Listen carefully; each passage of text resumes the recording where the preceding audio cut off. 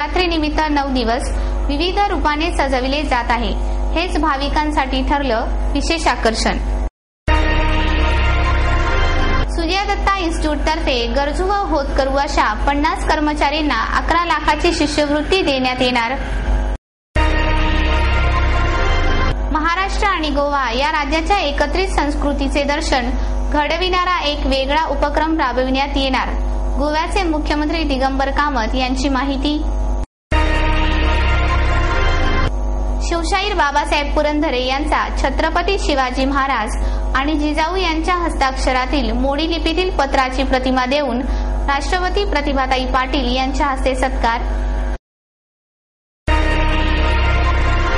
आणि प्रेयसीला भरदिवसा जाळून मारणाऱ्या प्रियकरासह त्याच्या भावाला 22 ऑक्टोबर पर्यंत पोलीस कोठडीत ठेवण्याचा प्रथम वर्ग दंडाधिकारी SM पडोळीकर यांचा आदेश.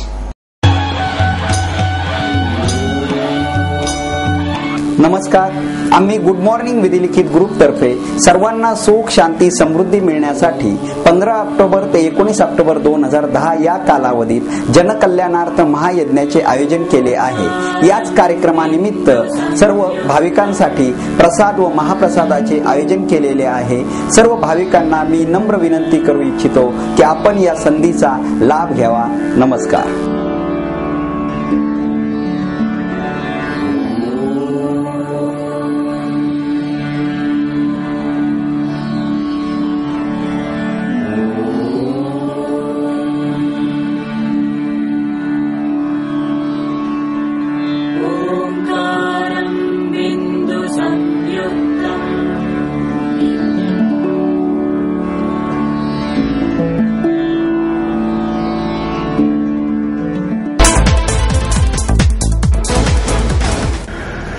पुण्याची ग्रामदेवता असलेल्या तांबडे जोगेश्वरीला नवरात्री निमित्त वेगवेगळ्या रूपाने नटविले जात आहे.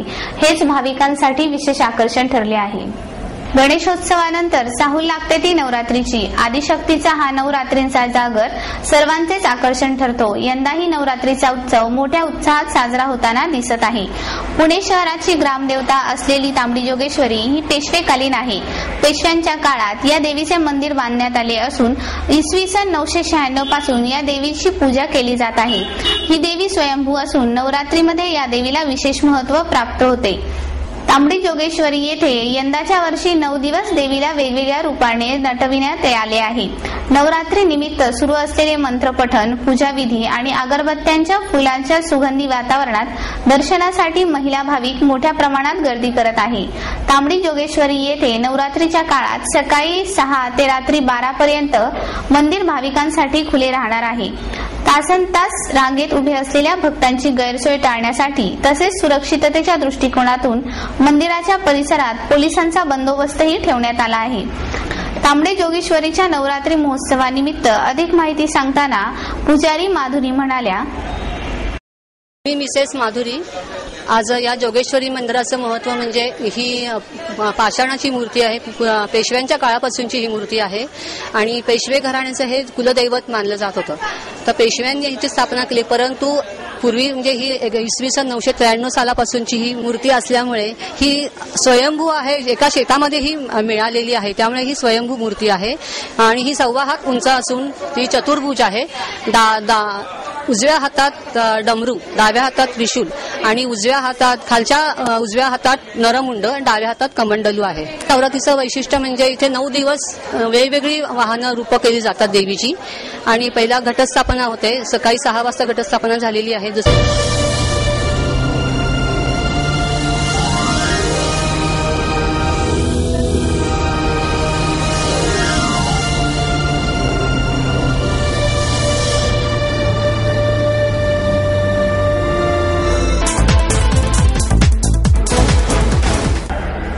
सूर्यदत्ता इन्स्टिट्यूट तर्फे गरजू व होतकरू अशा 50 कर्मचाऱ्यांना 11 लाखाची शिष्यवृत्ती देण्यात येणार आहे.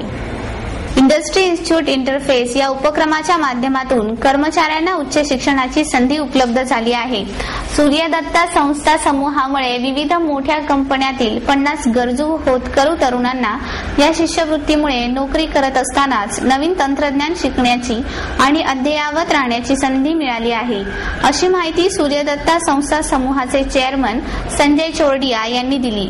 यावेळी त्यांच्या समवेत प्राध्यापक घोसलाही उपस्थित होते. सूर्यदत्ता संस्था उच्च दर्जाच्या संशोधनासाठी आयटी क्षेत्रात ओळखली जाते. कुशल व्यवस्थापन आणि नेतृत्व गुण जोपासण्यावर येथे भर दिला जातो. संस्थेतर्फे विविध नामांकित कंपन्यांना या उपक्रमाअंतर्गत पत्र पाठवून त्यांच्याकडील योग्य कर्मचाऱ्यांची नोंदणी करण्याबाबत विचारणा केली गेली होती. या कर्मचाऱ्यांना व्यवस्थापन, माहिती तंत्रज्ञान, परदेशातील कल अशा विविध अभ्यासक्रम शिकविले जात आहेत. महाराष्ट्र आणि गोवा राज्याच्या संस्कृतीचे एकत्रित दर्शन घडविणारा उपक्रम राबविण्यात येणार असल्याची माहिती गोव्याचे मुख्यमंत्री दिगंबर कामत यांनी दिली. गोव्याचे सुपुत्र आणि ज्येष्ठ पत्रकार दादू मांद्रेकर यांच्या सुखदुःखाच्या पलीकडे या संकल्पनेवर आधारित तिसऱ्या छायाचित्र प्रदर्शनाचे उद्घाटन गोव्याचे मुख्यमंत्री दिगंबर कामत यांच्या हस्ते करण्यात आले. यावेळी ज्येष्ठ छायाचित्रकार प्रकाश बंग, गोव्याचे मुख्यमंत्री दिगंबर कामत, पुणे शहर काँग्रेस कमिटीचे अध्यक्ष अॅडव्होकेट अभय छाजेड, सुरेश टिळेकर, गंगाधर सोनवणे, सुनील शिंदे आदी उपस्थित होते. या कार्यक्रमात 2 पुस्तकाचे प्रकाशन दिगंबर कामत यांच्या हस्ते करण्यात आले. तसेच प्रणव भंडारी या बाल फुटबॉल खेळाडूचाही सत्कार करण्यात आला. हे प्रदर्शन बालगंधर्व कला दालनात भरवण्यात येणार होते, परंतु राष्ट्रपती प्रतिभा पाटील यांच्या कार्यक्रमाच्या बंदोबस्ताच्या कारणास्तव बालगंधर्व कला दालन बंद ठेवल्याने हा कार्यक्रम काँग्रेस भवन येथे करण्यात आला. 13 ऑक्टोबर पासून हे प्रदर्शन सर्व नागरिकांसाठी बालगंधर्व कला दालनात भरविण्यात येणार आहे.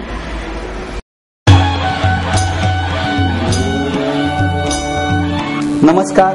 आम्ही गुड मॉर्निंग विधिलिखित ग्रुप तर्फे सर्वांना सुख, शांती, समृद्धी मिळण्यासाठी 15 ऑक्टोबर ते 19 ऑक्टोबर 2010 या कालावधीत जनकल्याणार्थ महायज्ञाचे आयोजन केले आहे.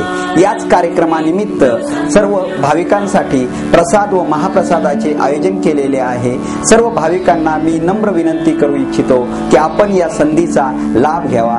नमस्कार.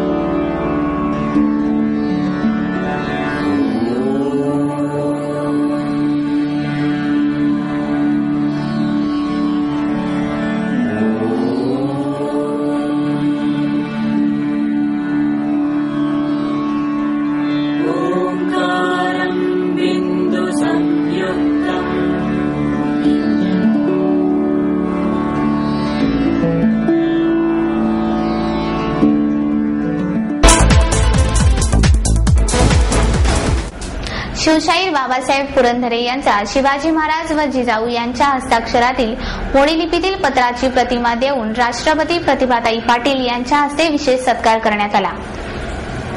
इतिहास हा नुसता संशोधनाचा विषय न राहता तो अनुभवाचा विषय बनला पाहिजे. इतिहासाचे वस्तुनिष्ठ विश्लेषण करून त्यांच्या प्रकाशात आपल्याला आपल्या उज्ज्वल भविष्याची वाट शोधता आली पाहिजे. आज जग लहान होत चालले आहे, तरी प्रत्येक देश दुसऱ्या देशाशी संबंध प्रस्थापित करण्याचा प्रयत्न करीत आहे. प्रत्येकाला भविष्याकडे जायचे आहे, मात्र वर्तमान हा कधी अधांतरित लटकत नसतो. त्याचे बंध इतिहासाशी बांधलेले असतात. ते समजून घेतले तर आपल्याला वर्तमान हा भविष्यातील स्वप्नांकडे जाणारा सेतू बनवता येईल, असे राष्ट्रपती प्रतिभाताई पाटील यांनी सांगितले. इतिहास संशोधक मंडळाच्या शताब्दी सांगता समारंभात त्या प्रमुख पाहुण्या म्हणून बोलत होत्या. कार्यक्रमाच्या अध्यक्षस्थानी राज्यपाल के शंकर नारायण हे होते. यावेळी केंद्रीय ऊर्जा मंत्री सुशील कुमार शिंदे, परिवहन मंत्री राधाकृष्ण विखे पाटील, इतिहास संशोधक मंडळाच्या अध्यक्षा शोभना गोखले, खासदार शिवाजीराव आढळराव उपस्थित होते. यावेळी प्रतिभाताई पाटील यांच्या हस्ते शिवशाहीर बाबासाहेब पुरंदरे यांचा विशेष सत्कार करण्यात आला.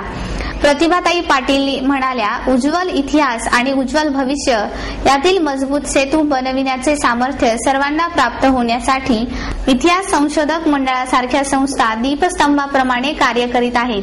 हे मंडळ आज काळाच्या कसोटीला उतरले आहे. स्वातंत्र्यापूर्वी 37 वर्ष या मंडळाने सतत आपत्ती आणि अवहेलना यांचा धैर्याने सामना केला आहे. त्यातून वाट काढून मंडळाने महाराष्ट्राबाहेर व भारतभर आपले कार्यक्षेत्र विकसित केले आहे. Indian history Congress and historical records commission यांसारख्या राष्ट्रीय स्तरावरील संस्थांच्या उभारणीत महत्वाचे योगदान दिले आहे. ही अभिमानाची गोष्ट आहे. इतिहासाचार्य काशीनाथ विश्वनाथ राजवाडे यांनी स्थापन केलेल्या मंडळाला त्यांच्यासारखे निष्ठावान व समर्पित वृत्तीचे कार्यकर्ते लाभले, म्हणून हा शताब्दीचा कृतार्थ दिवस साजरा होत आहे. महामहोपाध्याय दत्तो वामन पोद्दार, डॉक्टर ह ग खरे, देवीसिंग चौहान, वासी गेंद्रे आणि शिवशाहीर बाबासाहेब पुरंदरे या संशोधकांनी इतिहासाचार्य राजवाडे यांची तेजस्वी परंपरा पुढे चालू ठेवली. त्यामुळे महाराष्ट्राच्या इतिहासातील अनेक अंधारात असणारे कानेकोपरे संशोधनाच्या प्रकाशाने उजळून निघाले, असेही प्रतिभा पाटील यावेळी म्हणाल्या.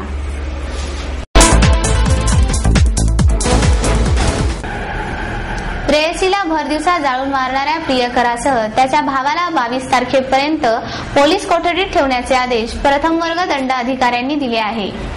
प्रेयसीला भरदिवसा जाळून मारणाऱ्या प्रियकरासह त्याच्या भावाला 22 ऑक्टोबरपर्यंत पोलीस कोठडीत ठेवण्याचा आदेश प्रथम वर्ग दंडाधिकारी SM पाडोळीकर यांनी दिला. मीरालाल शंकर पिंगळे वय वर्ष 28, हनुमंत शंकर पिंगळे वय वर्ष 38, दोघेही राहणार माजी सैनिक नगर येरवडा अशी त्यांची नावे आहेत. सुषमा हनुमंत पिंगळे या फरारी आहेत. या प्रकरणी वंदना नवनाथ मस्कर वय वर्ष 45 राहणार सैनिक नगर यांनी फिर्याद दाखल केली आहे. ही घटना सोमवारी दुपारी 1 वाजता घडली. मिरीलालचे दीपाली नवनाथ मस्कर वय वर्ष 21 राहणार सैनिक नगर हिच्याबरोबर 5 वर्षापासून प्रेमसंबंध होते. त्यांची 2 वर्षापूर्वी घरच्यांना माहिती झाली. यावर दोघांना एकमेकांना न भेटण्याविषयी समजावून सांगण्यात आले. 1 महिन्यांपूर्वी तिने मिरीलालला त्याच्याबरोबर लग्न करणार असल्याचे घरी सांगितले होते. मात्र अचानक त्याने लग्नाला नकार दिला. दुसऱ्या मुलीबरोबर तो लग्न करणार असल्याचे तिला समजले होते. तेव्हा तिने त्याच्या घरी जाऊन आई वडिलांकडे लग्न करून देण्याची विनंती केली होती. मात्र त्याने त्यास नकार दिला. यानंतर तो मोबाईलवरून संपर्क करून तिला पुन्हा त्रास देऊ लागला. त्याचा जाब विचारण्यासाठी दीपाली व तिची आई आणि भाऊ चेतन तिघेही सोमवारी त्याच्या घरी गेले होते. त्यावेळी तिघा आरोपींनी मिळून दीपाली व चेतन यांना मारहाण केली. वंदना हिचे केस ओढून त्यांना गेटच्या बाहेर काढले. दीपालीच्या अंगावर रॉकेल ओतून तिला पेटवून दिले. या प्रकरणी सरकारी वकील किरण बेंडकर यांनी न्यायालयाला सांगितले की मिरीलाल यांच्या बरोबरील संबंधातून दीपाली गरोदर राहिली होती. त्यावेळी त्याने हिंजवडी येथील एका रुग्णालयात जाऊन तिचा गर्भपात करून घेतला.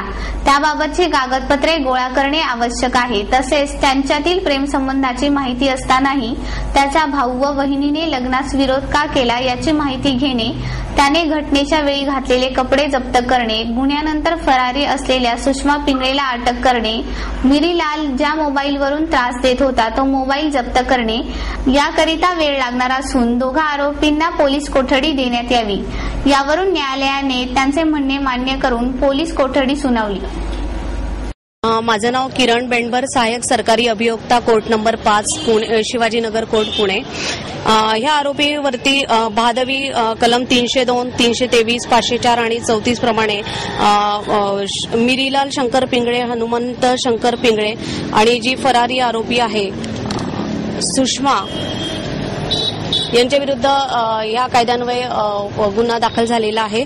तर त्यापैकी आरोपी नंबर 1 आणि 2 मिरीलाल पिंगळे आणि हनुमंत पिंगळे यांना आज कोर्टामध्ये प्रोड्यूस केले असता यामधील जी मयत आहे दीपा आणि आरोपी नंबर 1 मिरीलाल शंकर पिंगळे यांचे सुमारे 5 वर्षापासून प्रेमसंबंध होते आणि त्यानंतर त्यांचे शरीर संबंध आल्याने दीपा ही गरोदर होती आणि आरोपीने हिंजवडी येथील एका हॉस्पिटलमध्ये जाऊन तिचा गर्भपात केलेला होता. आणि तसंच फिर्यादी जी मुलगी दीपा आणि आरोपी यांचे प्रेमसंबंध आहे ह्या आरोपीच्या घरच्यांना माहिती असताना देखील त्यांनी लग्नाला विरोध केलेला होता. तर आणखी या व्यतिरिक्त दुसरं कुठलं काय कारण आहे का त्याबाबत चौकशी करायची आहे.